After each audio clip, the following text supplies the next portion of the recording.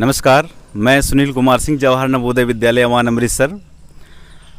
नवोदय विद्यालय अमृतसर का एक बच्चा 10वीं कक्षा में CBSE एग्ज़ाम 2020 में कक्षा में तथा चंडीगढ़ कार्यालय में जितने भी स्कूल आते हैं उसने टॉप किया है और नवोदय विद्यालय समिति ऑल इंडिया लेवल पर उसने 5वां स्थान प्राप्त किया है। निश्चित रूप से ये बेहतरीन उपलब्धि है। तो चलिए आइए हम बात करते हैं मास्टर सुखप्रीत सिंह से कि उनकी सफलता का इसमें क्या राज है और किसका योगदान रहा है।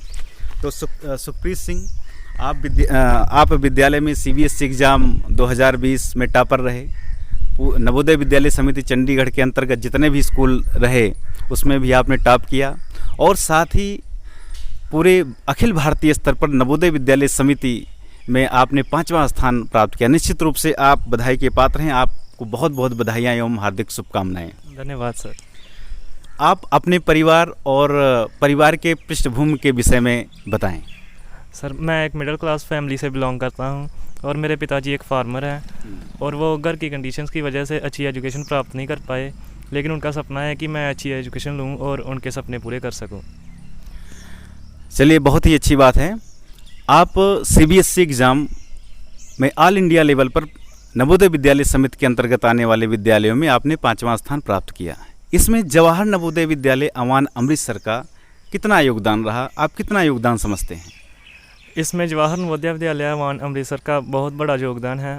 मुझे लगता है कि जवाहर नवोदय विद्यालय के बिना ये उपलब्धि असंभव थी। यहाँ के टीचर्स, प्रिंसिपल सर और वाइस प्रिंसिपल सर ने मुझे बहुत सपोर्ट किया और मोटिवेट किया कि मैं अच्छी तरह से पढ़ाई करूँ और अच्छे अंक प्राप्त कर सकूँ। बहुत अच्छी बात। अर्थात सफलता में सभी स्टाफ मेंबर का बड़ा योगदान रहा और लोगों ने काफ़ी मोटिवेट किया।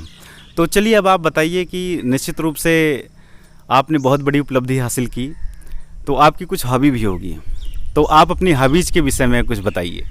सर, वैसे तो मेरी कोई ख़ास हॉबी नहीं है, लेकिन मैं अपने फ्री टाइम रीडिंग और प्रॉब्लम सॉल्विंग में स्पेंड करता हूँ।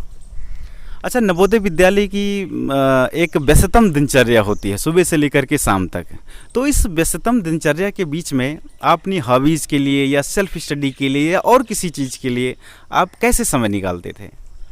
सर, मैं जैसे एक्टिविटीज़ या फिर गेम पीरियड या फिर कोई अदर एक्टिविटीज़ होती थी उनमें टाइम निकाल कर सेल्फ स्टडी करता था और जिसकी वजह से मुझे इतना अच्छा परिणाम मिला। अच्छा, तो आपने बहुत बड़ी उपलब्धि हासिल की, इसमें कोई दो राय नहीं है। अब आपके जीवन का लक्ष्य क्या है या आपका अगला लक्ष्य क्या है? सर, मेरा लक्ष्य है कि मैं आर्मी ऑफिसर बनूं और जिस देश ने मुझे इतनी अच्छी एजुकेशन दी है मैं उस देश की सेवा कर सकूं। बहुत अच्छी बात है। आपके अंदर राष्ट्रवाद की भी भावना है, इसके लिए भी आप बधाई के पात्र हैं। अगर मान लीजिए कि आप अपने लक्ष्य की प्राप्ति कर लेते हैं, तो लक्ष्य की प्राप्ति के बाद में उसके आगे भी आपकी कोई ना कोई महत्वाकांक्षा होगी, कोई इच्छा होगी आपकी। सर, उसके बाद मैं डिप्राइव्ड चिल्ड्रन एजुकेशन में काम करना चाहता हूँ। मैं चाहता हूँ कि जो पुअर स्टूडेंट्स होते हैं, जो अच्छी एजुकेशन नहीं ले पाते, वो फ्री में एजुकेशन प्राप्त करें। बहुत अच्छी बात है कि जो वंचित वर्ग के बालक हैं, ख़ास तौर से जो गरीब वर्ग के बालक हैं, जो एजुकेशन नहीं प्राप्त करते हैं, आपकी इच्छा है कि आपका जो लक्ष्य हो जाएगा तो आप उसमें काम करेंगे।